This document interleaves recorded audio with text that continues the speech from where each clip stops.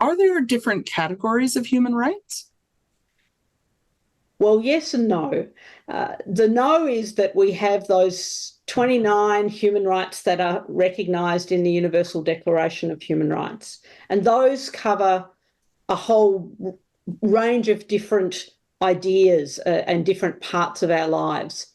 However, those that single statement of rights has been divided in two, and it was divided in two for political reasons because the development of our international human rights treaties happened during the Cold War, the period when the West was at loggerheads with the Soviet bloc, and those two blocks of countries really saw rights through two different lenses. So the West has always had a very strong commitment to what are now called civil and political rights. Things like the right to vote, the right to stand for election, rights in relation to your treatment by the law, and some of the related freedoms. So freedom of movement, freedom of speech, freedom of thought, conscience and religion. Those are all considered in one sense to be what we call civil and political rights.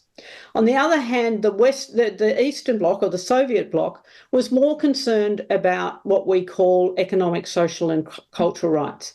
Things like the right to education, to work and fair conditions of work, the right to health, the right to housing and related rights like that.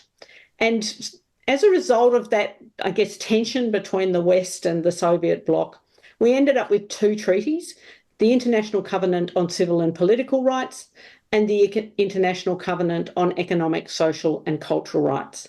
They both came into being in 1966, but they were separated. You know, we saw that odd separation.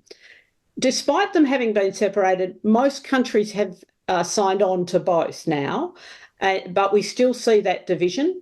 And that division plays out in national and state human rights documents or laws, with in Australia, the civil and political rights being much more clearly recognised in the charters of rights and human rights laws that we have. And that's true of most countries in the West.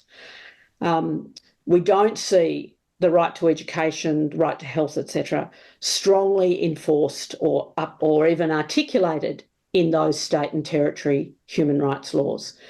And they're seen as rights that countries are encouraged to achieve over time, whereas civil and political rights are seen as rights that must be available and enforced immediately.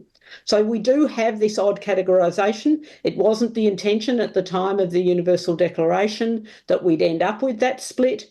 And, you know, it's worth just going back to one of those ideas about human rights, and that is that they are indivisible.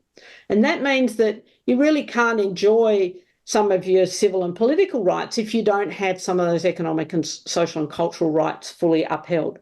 So without your right to education being upheld, it's hard to see how you would form opinions and express your opinions and therefore enjoy fully the freedom of opinion and expression. So that's just one example of how indivisibility is critical to civil and political rights, just as it is to economic, social and cultural rights. Right.